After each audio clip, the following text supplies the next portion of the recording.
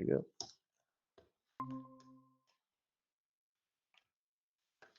go. Hello, everybody, and thank you very much for joining tonight's meetup organized by Data Science Milan.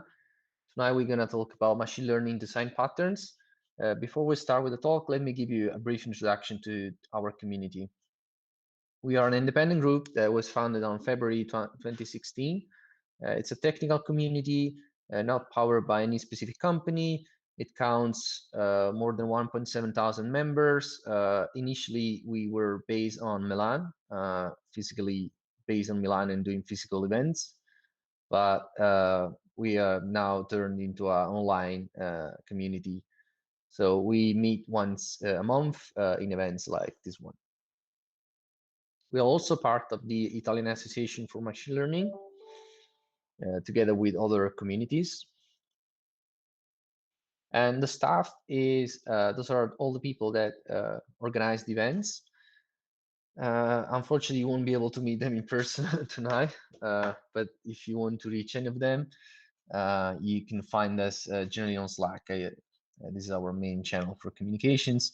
And we're looking for other volunteers that wants to join the staff. In particular, right now, we're looking for a social media manager, somebody who can help Marco with the social media post, as well as the contents on our website. The next event is going to be on February the 18th, and it's about the DLD AI system, which is an intelligent system based on disjunctive logic programming. And it is organized in collaboration with the Democratized AI community. All right, if you're looking for the previous events, you can find all of the recordings on the YouTube channel, as well as the slides are published on our SlideShare deck. So if you go to datasciencemilan.org, you will find all of the references. We also have a blog on Medium where after each event, we write a summary, all the key, the highlights of the talk. So it's also a good place to get the summary of all of the events over the last years. And you will find this event as well in a few days. We manage this monthly digest. It is a newsletter. We only send you an email once a month, and we summarize all of the relevant events, the relevant articles, tutorials, all of the relevant news. So if you want to join, you can go to digest.datasciencemilan.org. And please do that, because our editor put a lot of effort for curating this newsletter, so I strongly invite you to join. As I was saying before, we use Slack as a main tool for communicating with other community members. You can use it tonight as well if you want to ask questions at the end of or during the talk, or at the end of the talk. If you don't use Slack, you can just add a comment in the chat in the YouTube video. Otherwise, you can, if you want to reach other members to have a further discussion even after the event, you can join on Slack. In order to request the invitation, you can do that from the website datasciencemilan.org. As well as we're working on this new initiative, which is the technical coaching, where we will have a coach giving a topic for discussion. You can do all the ask me everything you want. That will still happen through Slack. So in case you're interested, this is going to be available in the next months. All right. So if you want to organize an event with us, this is our email address, datasciencemilan@gmail.com. We are very happy to welcome everybody. So wallboard from the community members. I would start with a few job openings from the companies in our community. The first job opening is with the bank Illimity. It's a data science position based in Milan. There's Qubit, that is a company providing cloud infrastructure, products, and services. And they're looking for a data engineer. And this is a Milan and also a remote opportunity. Coveo is a famous software as a service digital experiences platform. They're looking at data engineer for their R&D team. And again, it's based on different location and also remote opportunity, I guess. There's Brainly, uh, that is currently hiring for a bunch of very senior roles, starting from a lead and a senior positions for data scientists, senior data analyst, machine learning engineers, information retrieval engineer, and machine learning operation infrastructure engineer. So if you're interested on the working in ed tech, this is a very good place to be. Okay, let's move forward. A few other events that's going to happen in the next days or weeks. There's a deep learning summit happening in 2 days. There's an event about using AI for payments and fraud risk management, which will be on the same dates, the day after tomorrow. There's a conference, virtual conference on the beginning of February, organized by the Association for the Advancement of Artificial Intelligence. There's a virtual salon organized by Data Science Salon that is about AI to healthcare, finance, and technology. And there's also a summit for AI for finance that will take place at the beginning of March. Okay, if you like to promote any of opening opportunity in your team, any news, any relevant event, you can send us, by email. We'll publish it in the wall board in the next event as well as in the newsletter. So the agenda for today, we have Michael Munn. Do I spell correctly, Michael?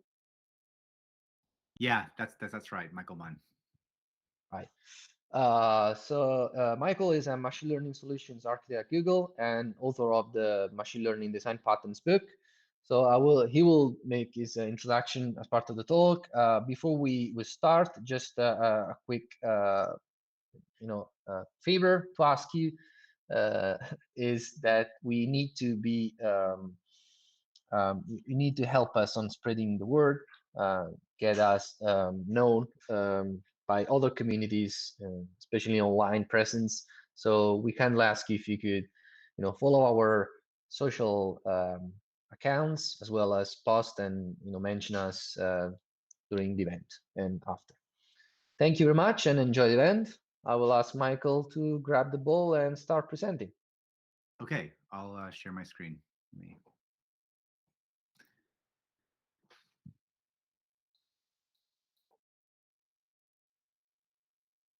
Okay. So I think everyone should be able to see my screen now. I'll get started. Thanks so much for the introduction. And thanks so much for the opportunity to come and talk about this book and talk about just machine learning design patterns in general. As John Mario said, my name is Michael Munn. I'm a machine learning solutions engineer at Google. And I have put my email address here, munn@google.com. If you have any questions later or anything comes to mind later, feel free to reach out. Okay, so just a little bit about what we're going to be talking about. So design patterns, depending on your background, perhaps in like computer software or engineering or machine learning even, but design patterns are formalized best practices that they're used over and over again to solve common problems that show up when designing a software system. And so the idea of this book is the three of us, Slack, Sarah, and I, we're all machine learning engineers of some sort at Google. And we have a lot of experience in Google Cloud working with customers, building machine learning solutions. And in doing so, the similar kind of design patterns that you would see in software, building a software system, you see similar design patterns showing up in building machine learning solutions. And so that's the idea of the book, is just a list, a compendium of giving a name to some of these commonly used design patterns. So if you're already familiar with machine learning, then likely a lot of these patterns will be very familiar to you. The way we wrote it was we wrote it so that it would be a way of giving a name to a pattern you're probably already using, just to make it easier to communicate with colleagues, etc. Um, and and just as another high level overview of what the book entails, we tried to break down all the different patterns into different sort of aspects. You can think about how these patterns show up in the different aspects of a machine learning lifecycle. So everything from like the problem formulation, the figuring out the data representation, the problem representation, to training the model, problem patterns involving ML ops, deployment, continuous resilience, reproducibility, things like that. And so there's this picture on the right hand side just shows a breakdown of the different chapters and how the different patterns are related to each other. Because as you can imagine, a lot of patterns, one pattern will often reference different another pattern. Um, and so this is meant to give some idea of like how the patterns are related to each other. For the purposes of this talk, I just want to give some idea of what this book entails and and highlight some of the patterns that there seem to be interested in the group. So we're going to focus on three design patterns and just give a little deep dive into these three patterns to give you a flavor for what they look like and what they entail. So first, we're going to talk about rebalancing. So again, this is a design pattern that shows up in the problem representation chapter. Um, sorry, I'm trying to keep track of the questions in.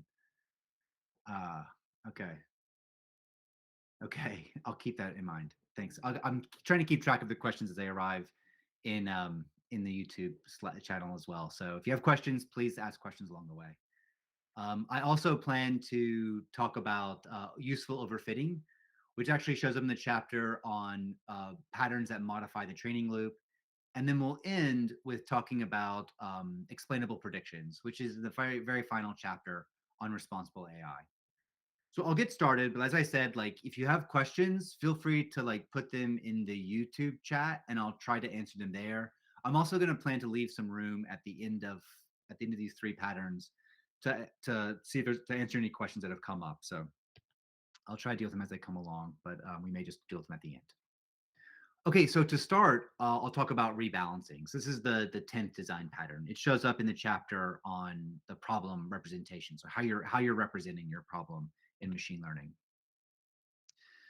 So again, like this probably speaks a lot to your own personal experience in machine learning, but most real world data sets aren't perfectly balanced.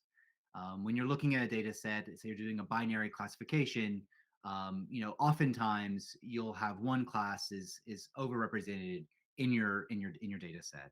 This particularly happens a lot when you're dealing with things like anomaly detection or multi-class classification or multi-label classification, which we also talk about in the book. Um, or anytime you're trying to predict the occurrence of a rare event, it just will happen where you'll have imbalanced data. Okay. Okay. And sometimes, the problem with this is it leads to bias in training your model. And you have to be conscious of unfair bias versus naturally occurring bias. So bias is often, but not always, a bad thing. Like you can have bias in your data set because it's naturally occurring. Like anomalies occur very infrequently, and so your model will be biased to predict things as being non-anomalous. You also want to weigh that against unfair bias that may occur in your data set. And we talk about this in a little bit more detail. This relates well to the fairness design pattern in responsible AI chapter.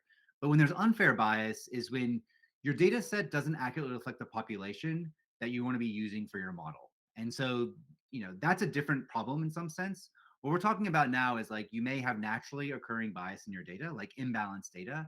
And how do we go about rebalancing the data to be able to create a good fit for purpose machine learning model?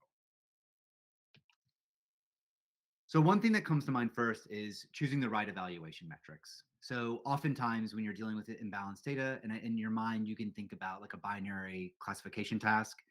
Accuracy may not be the best metric because accuracy, your model can just, predict everything as being non-anomalous and have really high accuracy because the data set itself is imbalanced. And so you want to think about other evaluation metrics that you can use. And oftentimes it really helps to look at a confusion matrix, something where you're breaking down the true labels against your model's predicted labels to really see like where is your model getting its question, getting the answers wrong. And when you have an imbalanced data set, we discussed solutions to this design pattern. And there's three techniques that come to mind. One is downsampling, the other is upsampling, and weighted classes. And so I'll just go into a little bit of detail of what these look like.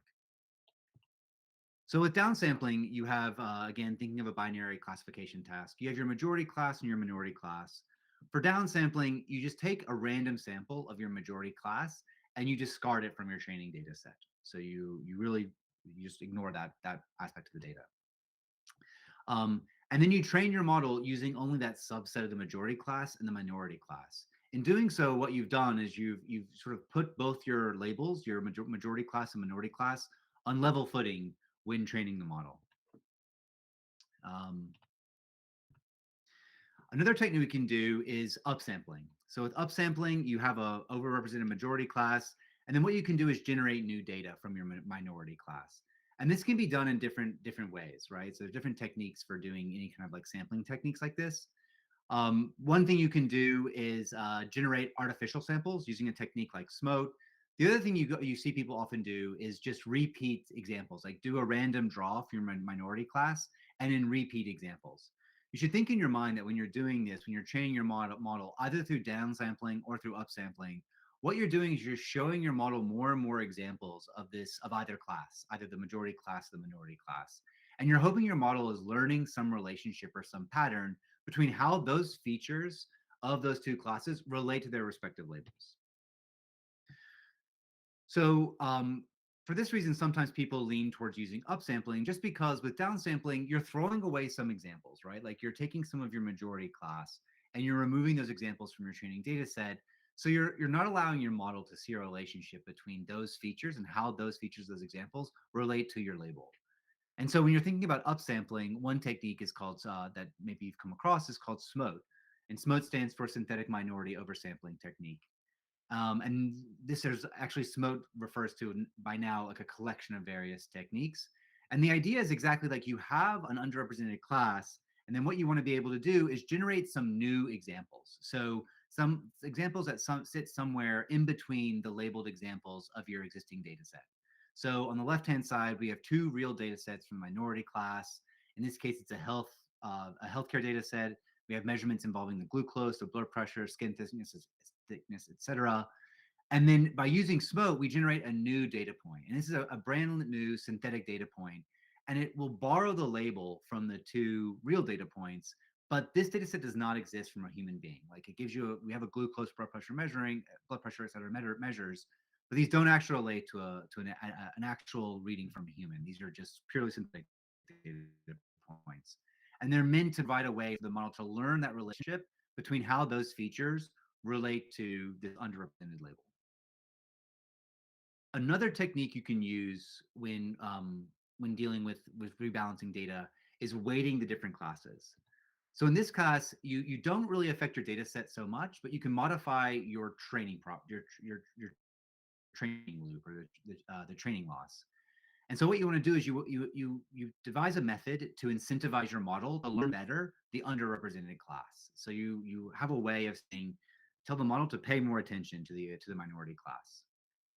I should have also mentioned, but throughout the book, we have a GitHub repository where we have code examples that explain and put into code a lot of the ideas that we discuss in the design patterns, mostly just as a way of illustrating the ideas, not just in theory, but really in practice. And so, this is a code snippet from that repository, this section on rebalancing. A lot of the code we work in is we have code in TensorFlow and PyTorch. Here, what we're looking at is Keras code. And this is a way that you can incorporate into your Keras model when you're training your model a weighted class. So as a rule of thumb, what you'll do is you'll define a class weight for your minority class and your majority class. And this can look like the first two lines of code here where we set up our class weights. For either one, what we're taking is 1 over the number of examples we have in our minority or majority examples, divided by that total number of examples, and then divided by 2 because we have a binary classification problem here. And so when you're actually training your model, training a Keras model, using something like the model.fit method, you pass it your training data and your training labels. And there's also an argument you can pass your class weights. And so what this is doing under the hood in Keras is it's assigning then that weight to each of the examples. So you're punishing your model more, you're punishing your loss more for getting wrong a minority class example. And you're doing this as a way of balancing back out your data set in the training process. So we haven't changed our data. We're going to see a lot more examples of our majority class. By modifying the training loss in this way, we're able to then penalize our model for getting the minority class wrong and force it to pay a little bit more attention to those examples. So that's just three techniques, and really, as a summary, there's downsampling where you remove some of your overrepresented class. There's upsampling where you can repeat, or you can generate new examples of your upsample of your minority class. And then there's weighted classes where you can just actually cause your, modify your loss functions. We discussed some other techniques as well, but one thing to take away is that these three techniques, you don't have to pick just one. And if you've ever dealt with that, if you've ever like worked with imbalanced data, or you've actually come across this in a use case that you've worked on, you've probably found yourself experimenting with one or all of these techniques. And so, like with most machine learning modeling, it comes down to a lot of experimentation. You can try one, or you can try multiple. Okay, so that's just a quick intro to rebalancing. Next, I'm going to go into useful overfitting. So again, I think most people probably have some background in machine learning, but one of the goals of machine learning model is to generalize and be able to make reliable predictions on new unseen data. And so very quickly in a machine learning class, you learn about underfitting and overfitting and bias and variance. And you may see a picture like this, right? Where we have a data set here represented by these black dots. And it looks somewhat like they're quadratic. And we have these three ways of accessing the problem. On the left hand side, it's extremely underfit. We're trying to understand like a quadratic data set with a linear model, so it's going to be underfit. On the extreme right hand side, the model's overfit. It's a high degree polynomial. It's fitting our training data set almost too perfectly. It's hitting every single point. The best model that we want to aim for is something that's more of like not overfit or underfit. It's a good fit. It's robust. It sort of matches the quadratic data more linearly, more accurately, in the sense that when we then expect to see unseen data points, data that we didn't train our model on, we want our model to have a good error, right? We want to be able to generalize so we don't suffer for future predictions. And the way this is done in machine learning is you do a train validation split.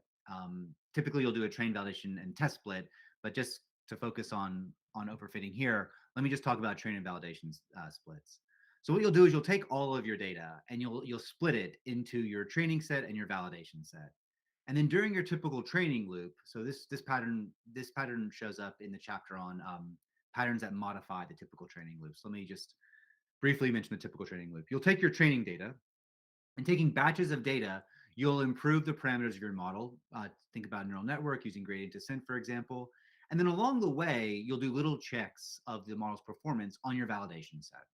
So this validation set is really just to measure the error of your model trained thus far on new data.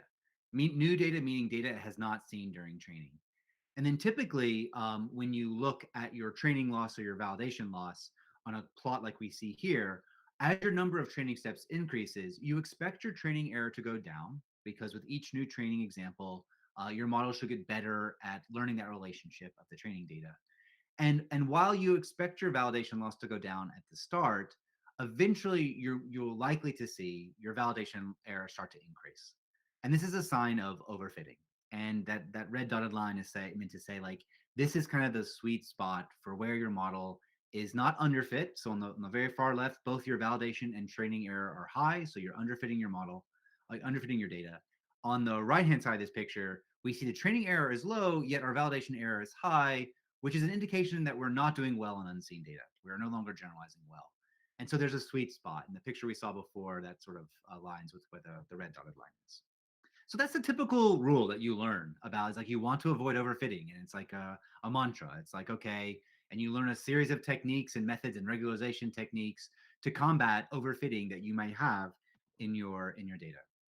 And so this design pattern, though, is called useful overfitting. So the idea here is there are some situations where you want to overfit.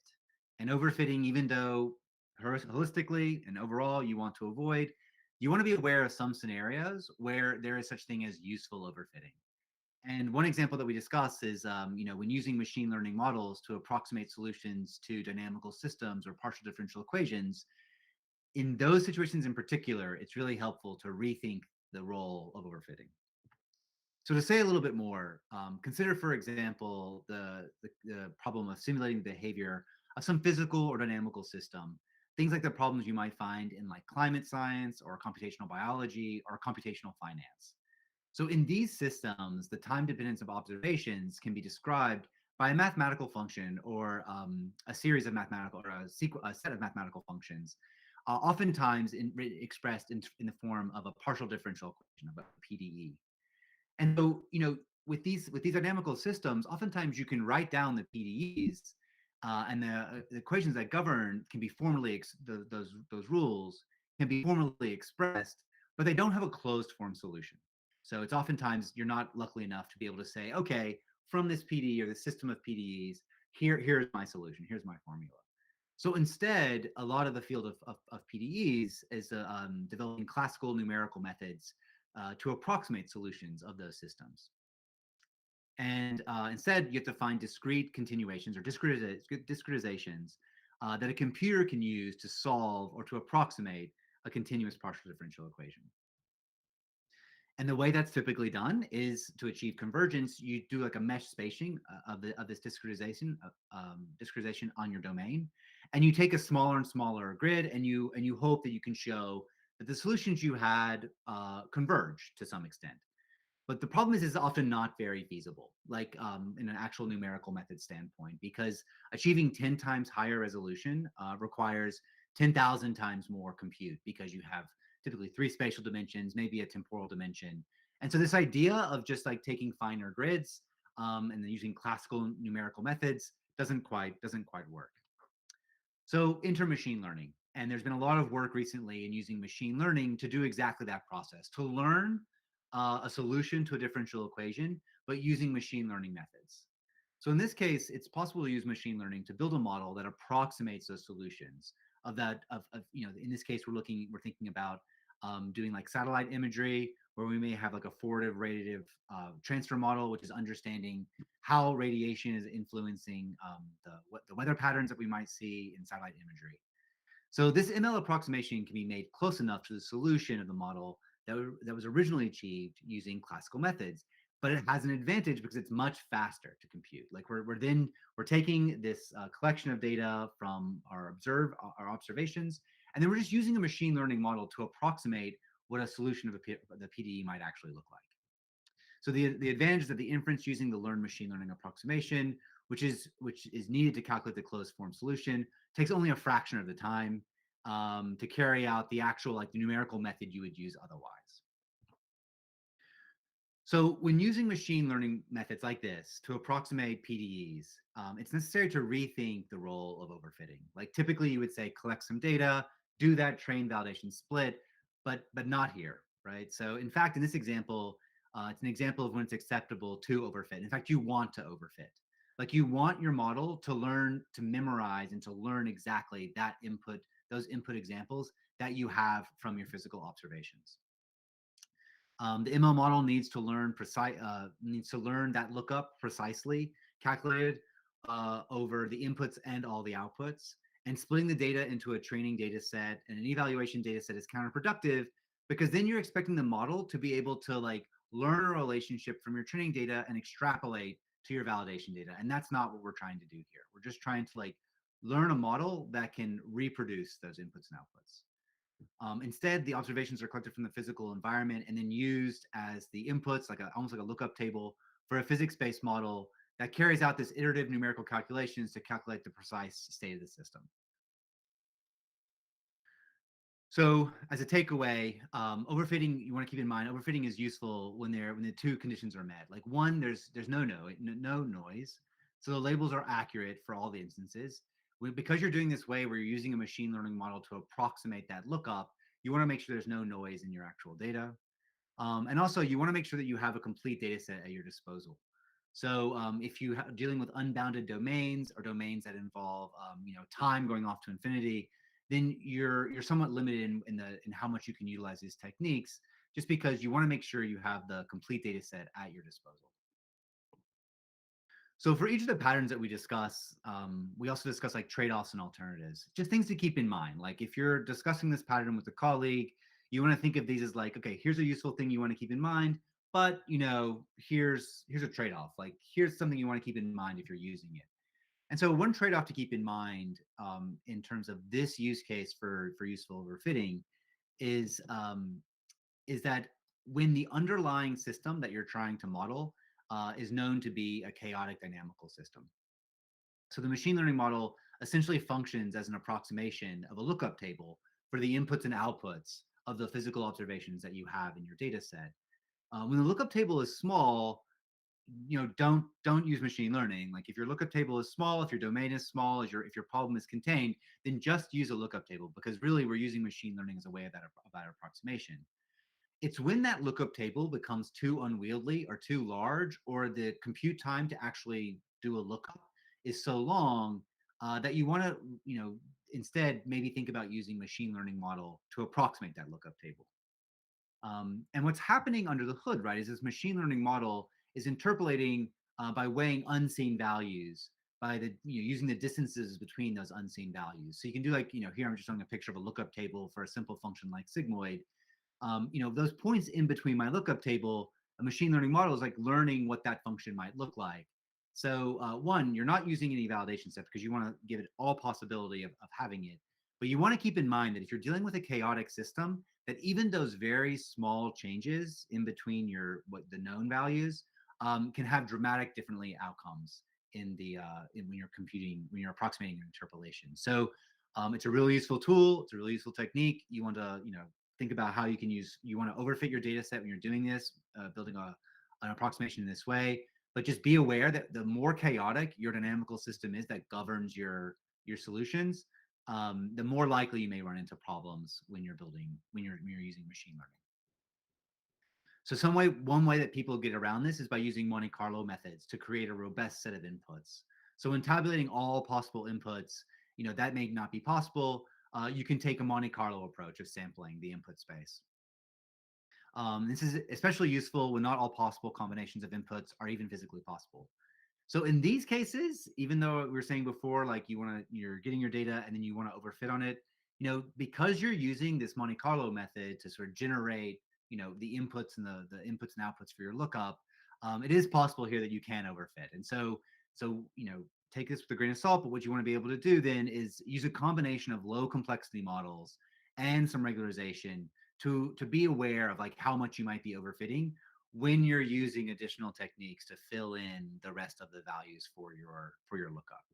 So overfitting isn't so much of a concern when the number of parameters that you have is less than the amount of data you have that you're starting with.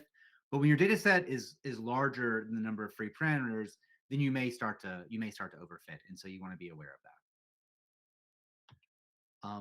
One, I'll end this conversation on overfitting with just another sort of like other thing to keep in mind, like an alternative way of thinking about it.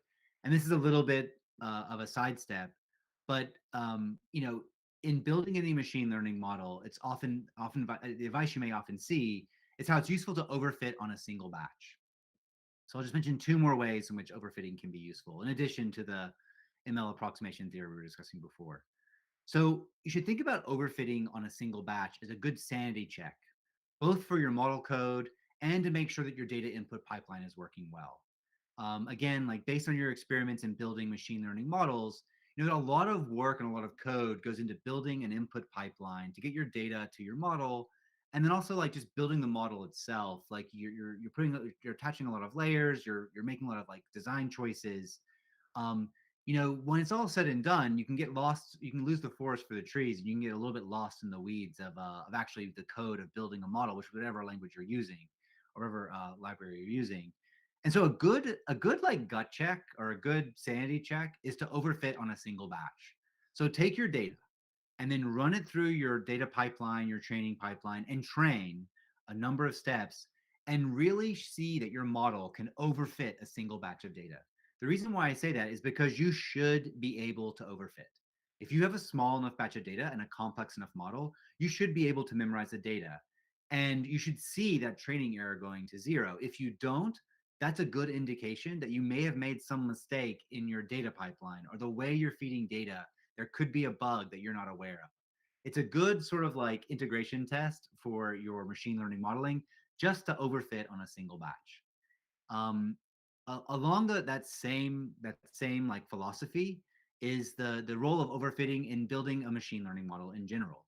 And if you read books on like deep learning and articles, and you read about regularization, you'll see like some of the common advice is to build a model, like whatever data set you're working with, build a model that's large enough and complex enough and has enough capacity to overfit on that data set, and then apply regularization to combat overfitting. So one of the rules of thumbs you'll probably see, and maybe you've even used, and I recommend, when you're developing, like you have a complex problem, you have a complex data set, think about overfitting, one as a debugging tool, but also as a way of like development. Like instead of starting to build up your model to be able to like learn the data set perfectly, um, the advice you'll read is to say, actually, the best fitting model is a large model that has been properly regularized. So what you should do is just throw everything at your data set. Like just take the biggest, fanciest, all the layers you can, and once you're overfitting, then start to apply regularization to address overfitting on the validation set. So the code snippet here just shows you that first aspect of overfitting on a single batch using the dataset API and TensorFlow and building in Keras models. It's pretty straightforward to do. Again, that code is on the repo if you want to like run through an example and see how it actually looks in practice. You're just pulling out a single batch and then you're repeating over that batch as you train. So, okay. So the last design pattern that I wanted to talk about is explainable predictions. And I'm just a little cautious of time. I think we're good. I'll finish here. And then I know some questions coming up. I'll come back and go through and answer some questions once I go through this, just to make sure we give time to those questions. And I'm happy to stay on late and talk more. Um, so we have the final chapter of the book on design patterns is responsible AI. And the development of AI, it's creating new opportunities to improve the lives of people around the world. You see, there's articles I feel like every day now about new uses of how AI is doing great things. There's also new uses of how AI is maybe not doing such great things. And so this chapter is meant to sort of think about those kind of aspects of what it means to be responsible, build responsible AI. Um, and that touches on topics involving fairness and explainability and privacy and security. So in the book, we discuss three patterns in detail. We discuss like a heuristic benchmark. So I won't go into much detail for that, but it's just like a way of being able to communicate what your model is doing to stakeholders. Um, we talk about explainable predictions, and we talk about ML fairness. So how you apply a fairness lens to your models. And so for the purposes right now, I'm going to focus on just explainability. So this term explainability, I don't know. I think it's great because I feel like I see more and more conversation about AI explainability. But today it's used to mean many different things, and it means different things to different people. For a lot of executives who are overseeing new investments in AI in their companies, explainability often means something very broad, like touching on things like accountability or transparency or auditability. Um, you know, that often shows up, from a practitioner's perspective. You always want to have some like human in the loop because you want to be able to like understand how to interpret and understand what your model is predicting. At Google, this is a really important topic, and we spend a lot of time talking about this and making sure that we're designing systems for everybody. And we think about explainability as the process of understanding and communicating how or why a machine learning model makes certain predictions or inferences. We just want to understand, why is the model making the prediction it's making. And so that's what I mean when I talk about like explainable predictions and explainable AI. So explainable AI refers to, by now there are lots of different techniques and methods for evaluating models, and we just want to understand why a model is giving a specific solution. So it's become more and more necessary because really powerful models tend to be very hard to explain. Like a lot of these models are these like large, complex, deep neural networks, or these black box models, and really understanding exactly what collection of weights happened in a model to cause a model to make a certain prediction or a certain inference, it's nearly impossible to really trace it back and understand. Luckily, a lot of new techniques have been developed over the years. This is not necessarily a new field, but there's been a lot of interest recently to better understand these black box models. So we're aiming for two things here. First, to understand what the model is doing, so like its logic, the reasoning, the why, and secondly, to be able to communicate that to people in the business, right? So, it sort of spans both from for a practitioner all the way up to the stakeholders. And so this is really meant to say, like, that idea of model understanding looks differently for different stakeholders. So, my role, I'm primarily an ML engineer, and we do a lot of building models. And for me, I find like the explainability techniques and being able to explain predictions is necessary for understanding, increasing the understanding of how your model is performing. When you understand why your model is making certain predictions, ideally, usually you're focused on why it's making incorrect predictions. You can then improve the performance of your model and just build better algorithms.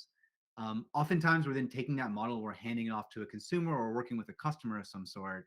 And as I communicate to a customer or to some consumer why the model is making those predictions, it gives increased trust for like what the model is doing. It allows me to be able to combat any bias or transparency that any bias I have in the model, and I have transparency, be able to understand how that model is being used within the system. And then even beyond that, and this part I don't touch so much in my day job, but now and more, this is entering the conversation early on, is how this need for explainability relates to regulators. So again, with increased trust and bias, but now more and more, there's actually like compliance and reports need to be written to understand systems that rely on machine learning models predictions, why those models are predicting what they're predicting. So it's a really important. It's important to understand a model's behavior. It's critical to many tasks. As a little summary, you want to think about it as a way of explaining why an individual data point receives a prediction or why your model is making certain predictions. I find it useful as a way of debugging odd behavior from a model. Like if you, again, depending on your background or your experience, once you've built a model, you want to put it in the wild and see how it performs. And start caring about where is your model getting it wrong. And if you only just get a negative prediction, a false prediction, that's not very helpful. Using explainability techniques, you can better be able to debug why your model is getting things incorrect, which then again leads to this iterative process of refining and verifying that the model's behavior is acceptable, meaning you understand why it's making its predictions, and so you can trust or you can understand better how it may make predictions on unseen data sets or unseen groups that you're not aware of. And then ultimately, it's a really useful tool for presenting the gist of a model to stakeholders. So people who don't really care about your Keras model at all, they just care about being able to understand and regulate why the model is making its predictions. This is just an example that I really like that explains this, where you're looking at why a model. There's a model that was being developed to do to analyze chest X-rays, CT scans, and they noticed that what happened was the model was making these false predictions for certain parts of the images, the X-ray images, and they saw that what actually happened by zooming in and seeing like what was causing the model to make that prediction. We'll talk about some techniques in a second. They saw that actually was caused by the marks from physician on the CT scan. So it's a good indication of being like, okay, like we understand why our model is making its predictions. So I mentioned before, there's lots of different explainability methods, and I just want to go through just briefly and highlight like how they break down. So this is a taxonomy of explainability methods. And at the very bottom in the leaves of this tree, you can see there's a lot of techniques there. Again, based on your familiarity, or if you've done any of explainability before, you probably see some techniques that you've even used. So very holistically, when you're talking about explainable predictions and explainable AI, you can first dichotomize explainability methods into intrinsic and post hoc. So when I talk about intrinsic here, I'm thinking about model structures that actually lend themselves very well to interpretability and explainability. Things like decision trees or sparse linear models, not like deep neural networks. For that, we want to think about more like post hoc techniques, meaning after we've trained our model, there's a collection of techniques we can use to better understand why that model is making its predictions. So on that post hoc side, you can aim to understand predictions at a local or a global level. So for a local level, what I mean is you want to understand the contributions of input variables to understand why your model made a certain prediction for one single example. Like it predicted something true or false or some value for a single training data point, example data point, and you want to understand why. What was the importance of those input variables for that data point that caused my model to make its prediction?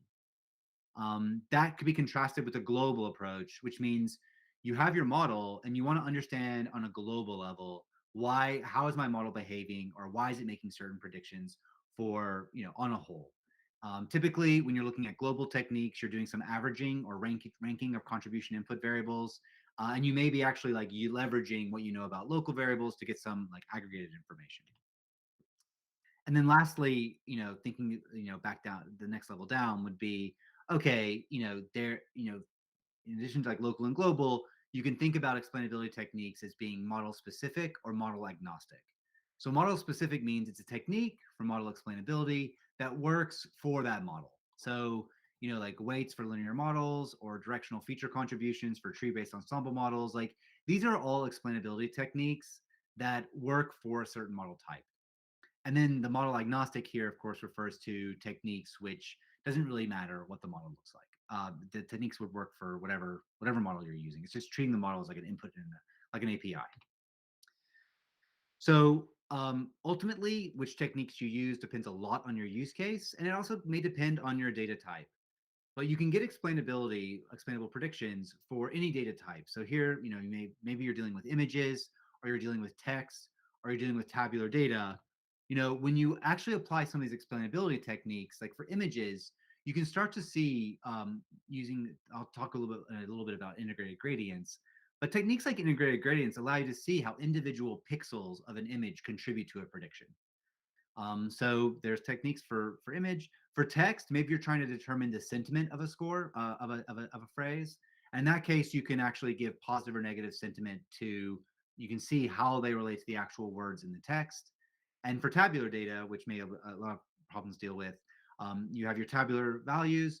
And for each one of your input values, like distance, excuse me, start, hour, max temp, etc., you have a feature value telling you like what's the value of that feature, and then you have an attribution value. And here the attribution is telling you like how much is that one feature contributing to the prediction, maybe in a positive way, maybe in a negative way. So I won't go into a lot of the detail about like all the many different techniques. One we talk about in the chapter, and one that we have some code for, are Shapley values that can be easily computed to give you feature attribution scores for models, and also integrated gradients. So integrated gradients, we kind of saw that picture in the image, and it sort of explains the idea well. So I'm going to talk a little bit about integrated gradients. So, for example, we have a model that maybe is predicting what the image contains. Here, the image for the label may be fireboat. We can use integrated gradients to understand why that model is giving that predicted label.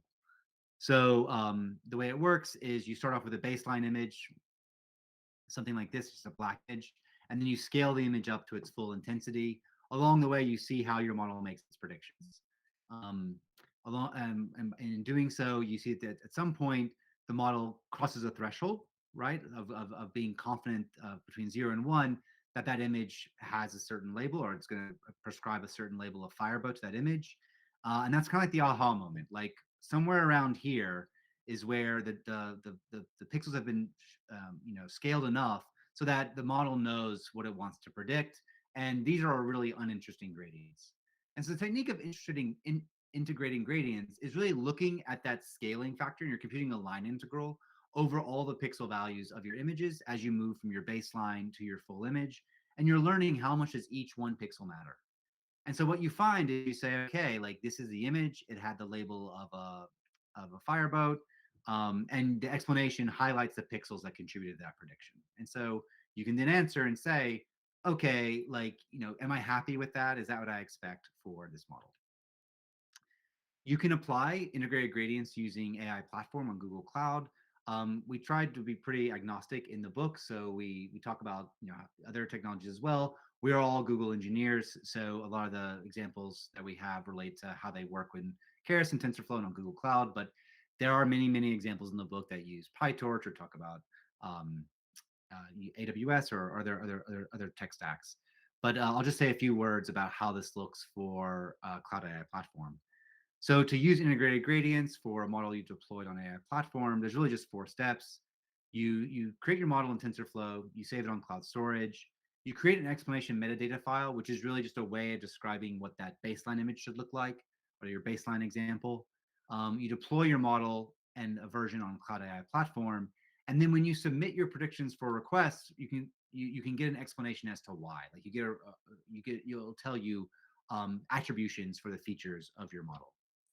So again, I won't spend a lot of time going through the code because this is really just to give you an idea.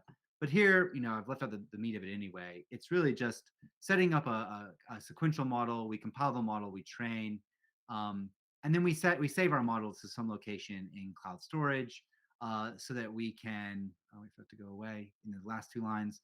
We export the saved model to cloud storage so that we can deploy the model. When I mentioned before, you create a metadata JSON file. You want to set up a JSON file that gives the baselines, the input baselines for your model. So in your mind, you should think about like for the images, maybe it's a black image or a complete blank image. Maybe that baseline is random noise. The choice and selection of a baseline we talk about in the book, and it's an important thing to keep in mind when you're thinking about how you're going to use a technique for getting explainable predictions. Here, we just set up a JSON that would say, okay, well maybe we'll take a black image. And then when we create the version, we can say which explainability method we want to use. Right now, in AI platform, Shapley values are supported and also integrated gradients. And so you can say, okay, I want to use integrated gradients using the heuristic that I described earlier. You're really just computing a line integral of that gradient. And so you give the number of integral steps here just integrates the approximate number of steps for that discretization of that continuous line integral you're actually computing. So that when it comes time to making predictions to explain, you can call AI platform explain, you pass the model the version and maybe the text example you want to predict. And then, here I've done this I've shown you the code for a tabular model, but for each of the feature names, you have the feature values, and you can see the attribution values. And these values come from what we saw from the integrated gradients. So we've gone through three different patterns, and I'm a little bit conscious of time, so I'll stop. I'll stop in a second. I'll just give a quick summary. These patterns show up in different areas of the machine learning lifecycle. We first talked about rebalancing. That one is discussed in the chapter on data representation. So how we actually want to represent the problem of our machine learning solution. It's the problem there solved is dealing with heavily imbalanced data. And there's different solutions that we discuss. We discuss downsampling, upsampling, or using a weighted loss function, depending on the different considerations. Next, we talked about useful overfitting. That falls in the chapter on patterns that modify the training loop. So think of the typical machine learning training loop. There's different like bells and whistles and things you can do to adjust that typical training loop.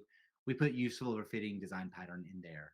And again, this is a problem that's addressing using machine learning methods to learn physics-based models or dynamical systems. And the solution is, in this idea, like you forego the idea of overfitting. Like typically when you're building a machine learning model, you don't want to overfit, but in this situation, that's your goal. And then lastly, we ended with explainable predictions. This falls in the responsible AI chapter.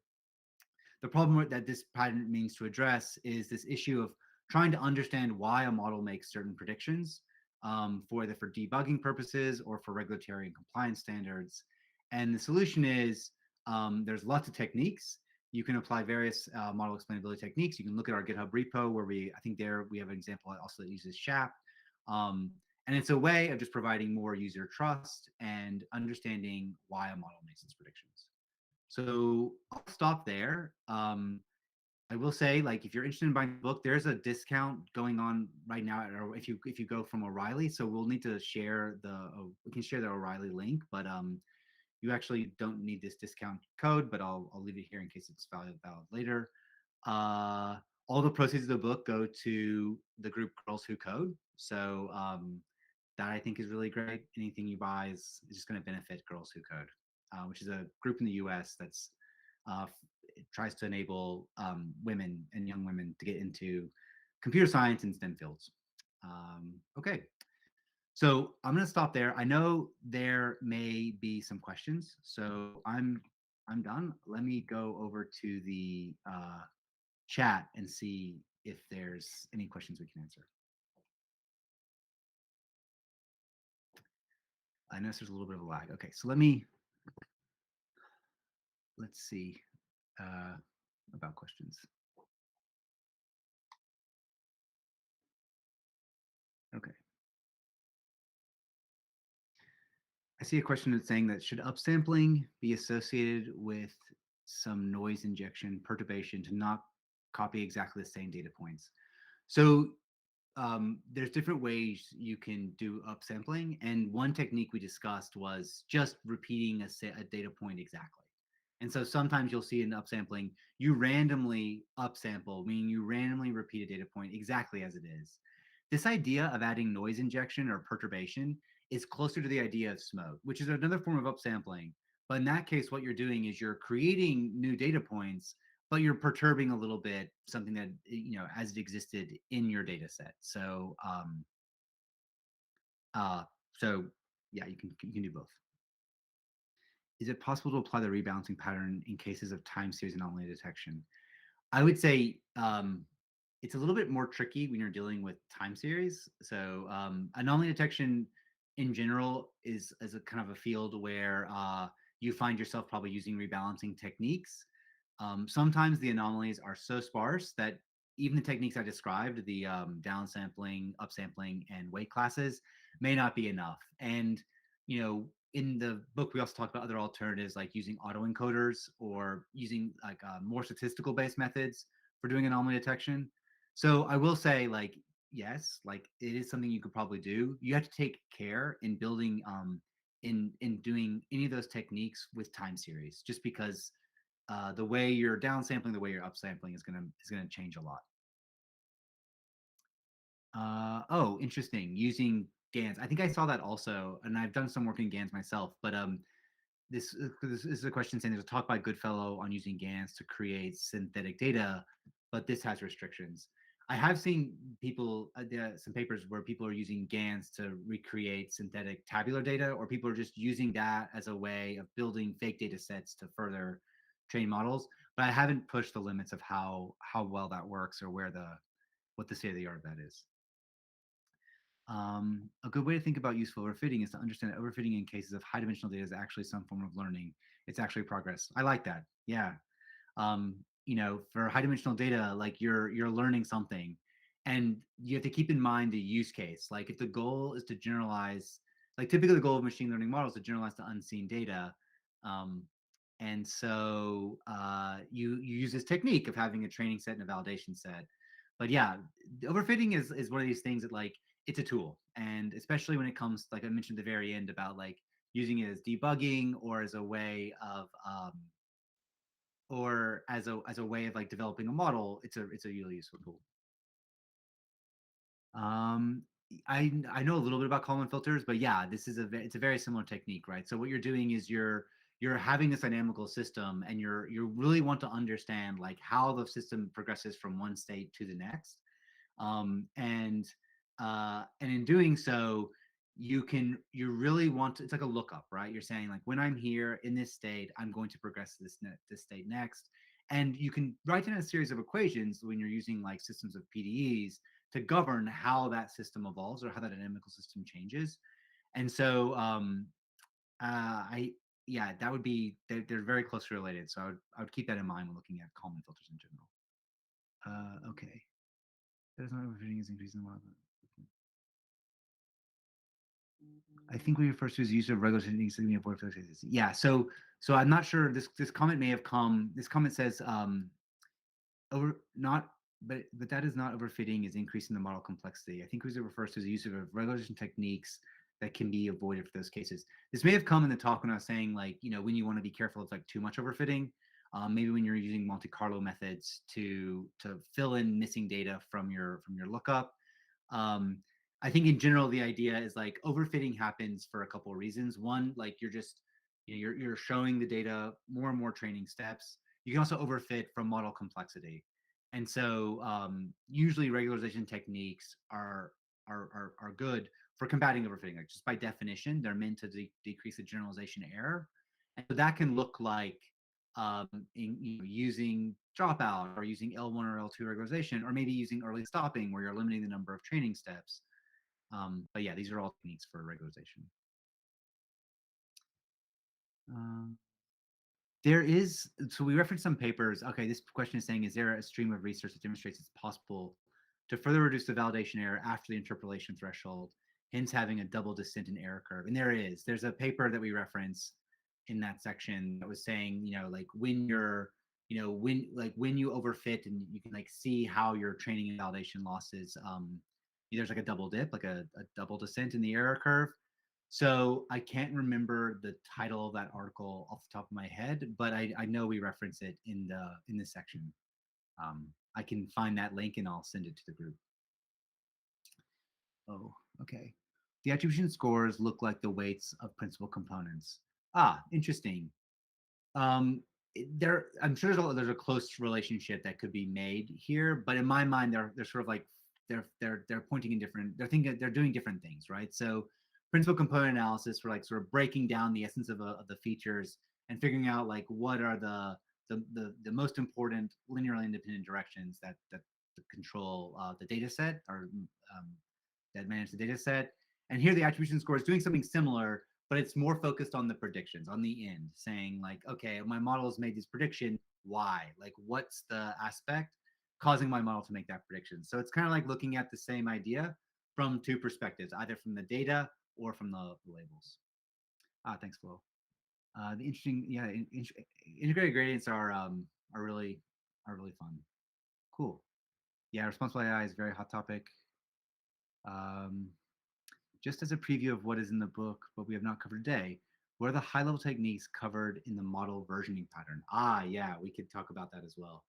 Um, Again, just for sake of time, I can't go into too much detail, but yeah, so the patterns in the book are broken down into sort of like where they fall in the ML workflow, like the problem, the data representation, the problem representation, the modifying the training loop. We spend a lot of time talking about ML ops. Like ML ops has also become really important. I saw there was some discussion about ML ops even in the first beginning of this conversation. And so there we talk about things like model versioning, ML pipelines. We talk about techniques involving like resilience and repeatability and reproducibility in general, like things like continuous model evaluation.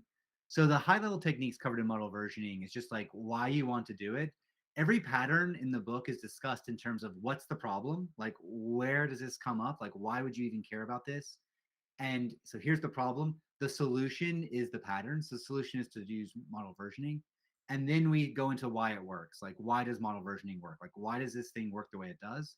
And then we have a little section on trade-offs and alternatives. So if you're going to do model versioning, like keep this in mind, do it this way. And so for that one, the high-level techniques are just like, having a restful endpoint for different model versions, depending on data or depending on model improvements, whatever it may be, so that you can easily swap out different model versions. Have you ever faced a problem in which your training in your loss set goes down, but in validation set does not go down?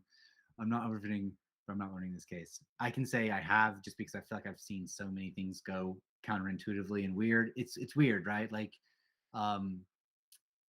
your training loss, what did I say? Your training loss set, your loss in the training set goes down, but in the validation set, oh, this is actually well, I maybe a little bit confused, Ricardo, but it sounds like your question is describing what I would think of as overfitting. A problem in which your loss in your training set goes down, but the validation set does not go down. Oh, you mean your validation error probably like never decreases? Um, yeah, maybe this is. I mean, certainly you see like all crazy kind of behaviors.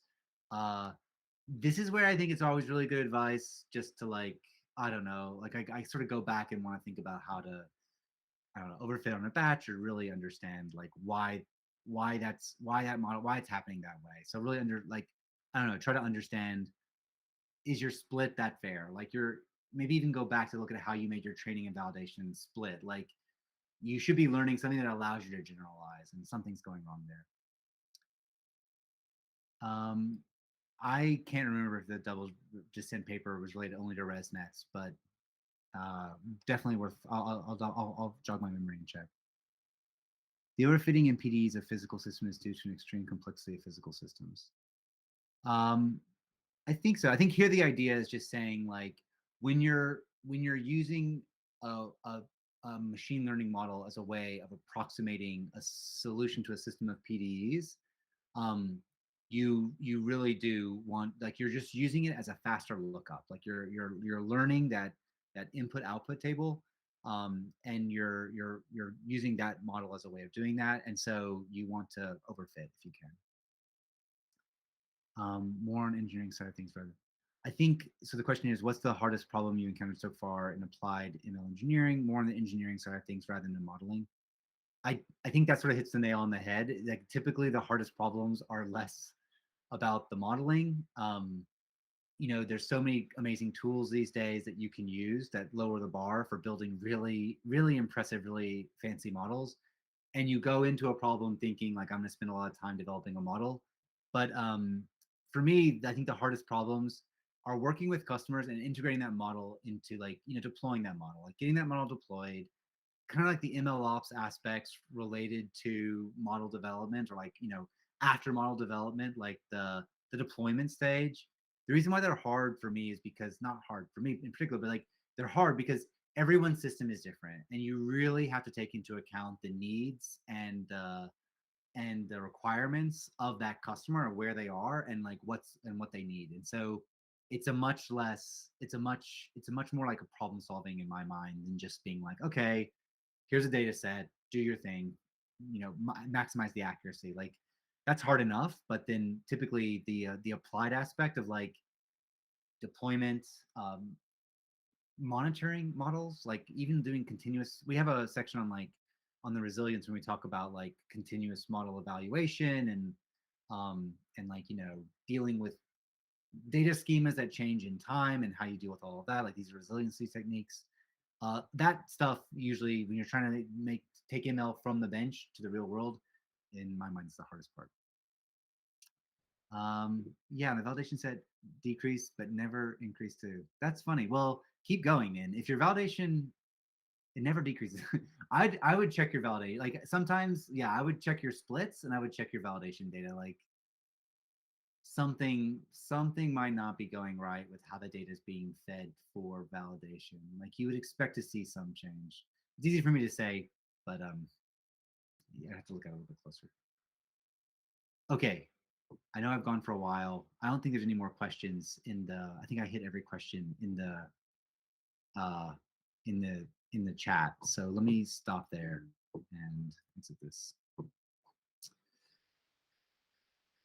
Okay, I'll stop presenting.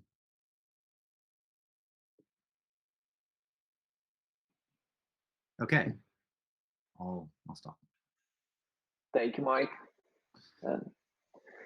Yeah, thank you. Thank you again, everyone, for your attention, and thank you for the opportunity to come and speak.